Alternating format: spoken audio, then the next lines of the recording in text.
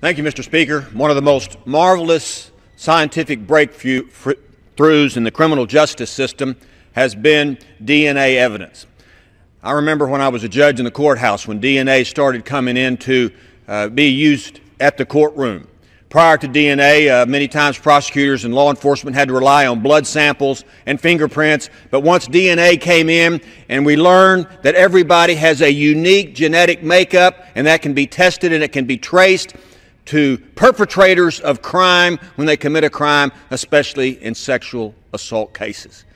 And convictions have gone up, the evidence is better, the proof beyond a reasonable doubt is much more available in DNA cases. In 1985, there was a 13-year-old girl named Lavinia Masters. Lavinia lived in Dallas, Texas. One evening, she told her folks good night. She went to her bedroom, which should be, Mr. Speaker, the safest place on earth for children. Went to sleep, and during the middle of the night, she was woken up by an outlaw putting a knife to her throat, and he sexually assaulted her. Then he snuck away in the darkness of the night. That was in 1985. She went to the hospital. Her parents took care of her medical needs. DNA evidence was taken from her. It was given to the law enforcement authorities. But that DNA evidence from that sexual assault that night in 1985 was not tested for 20 years. It sat on the shelf in a crime lab somewhere in Dallas, Texas, because the Dallas Police Department had a new incentive to go and look at those old cases. This case was looked at. That evidence was tested, and the Dallas Police Department discovered that Kevin Glenn Turner had committed this crime back in 1985. But that was 20 years ago.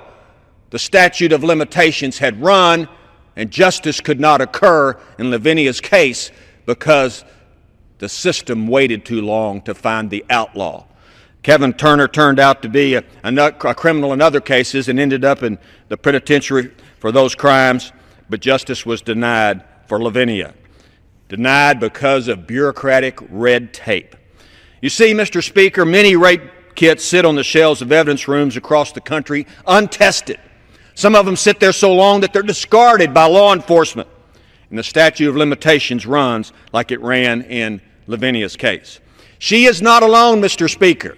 There are 400,000 untested rape kits in this country. 400,000, that's a number. But every one of those represents a person. To try to put it in some perspective, there were a little over 400,000 Americans killed in World War II. They were killed by the enemies of our country. 400,000, primarily young women, have been assaulted by these rapists who try to steal the soul of these victims. And it's important that we not stop prosecuting these cases because of funding. That's why I've introduced, along with Congresswoman Maloney from New York, the Bipartisan SAFER Act, companion bill with the bipartisan bill in the Senate by Senator Cornyn and Senator Bennett. The SAFER Act does a lot of good things, but basically it allows funding to go and so that we make sure that we test these cases. It audits these backlogs so that we know where these cases are that are sitting on the shelves. So it does the audit, it gets more funding, it brings these cases to justice so that we can make sure that these victims of crime have their day in court as well. DNA is a wonderful thing, and it's important that we make sure that that evidence is available for law enforcement, for prosecutors and judges in the courtroom. She was a child. Lavinia was a child when she was sexually assaulted. That was a long time ago, but there are 400,000 cases waiting to be tested.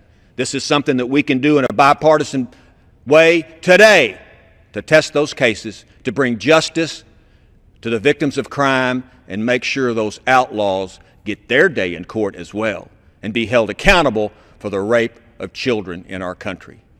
And that's just the way it is. I yield back.